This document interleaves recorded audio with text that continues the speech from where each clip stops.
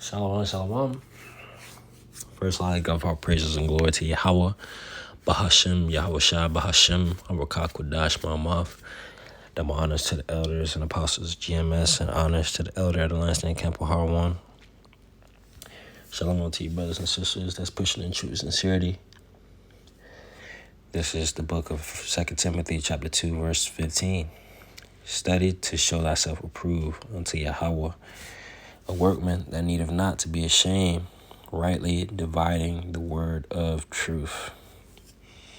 So I brought this out because last Friday I was speaking to a brother, and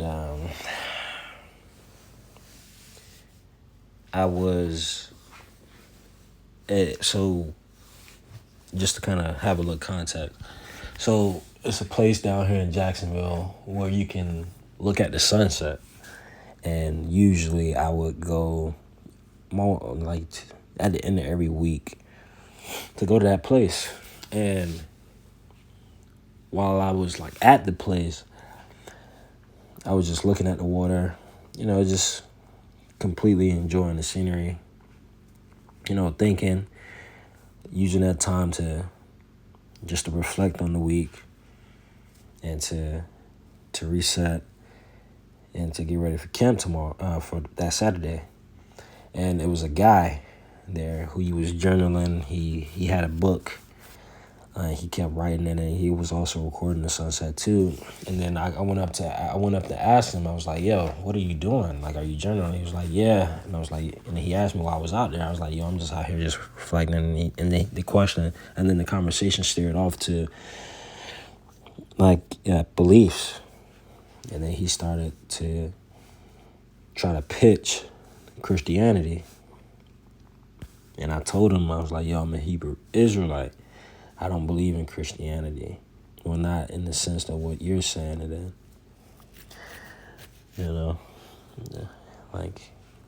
Because of the whole history behind the word Christian, and the word itself." And he wanted to, he was kind of trying to defend his stance. In a sense, I mean, he was a cool guy, but he didn't really know. We respectfully agreed to disagree. And after everything that I said, I always quoted scripture. So like everything, scripture by scripture, point by point, line upon line. And out of the whole interaction, he brought up, he actually,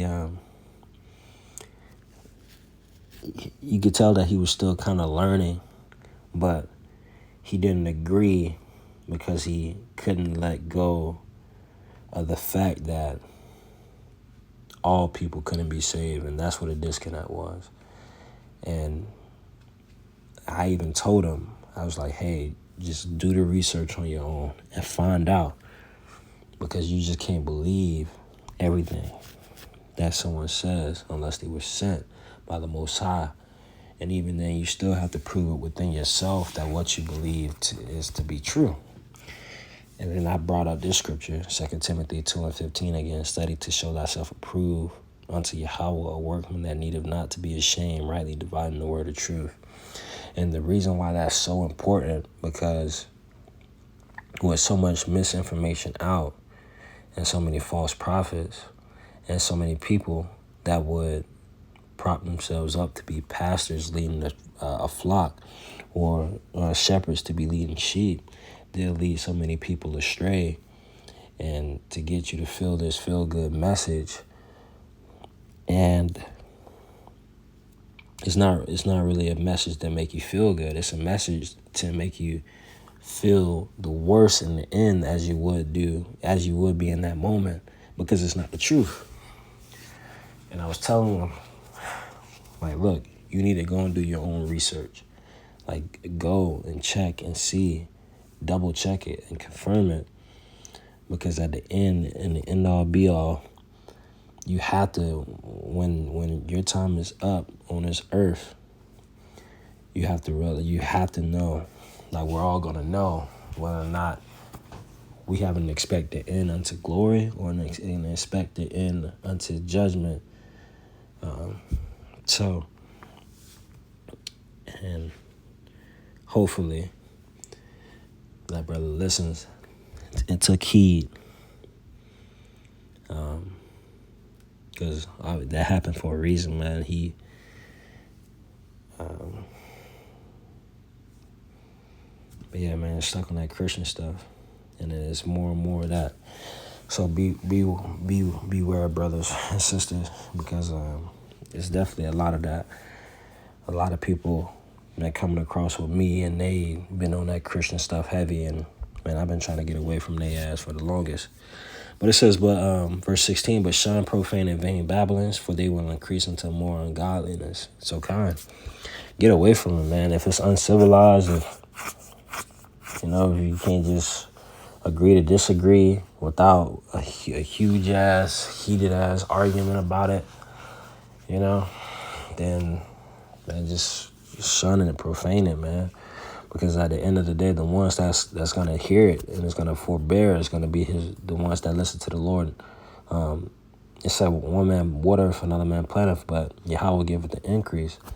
So no matter what,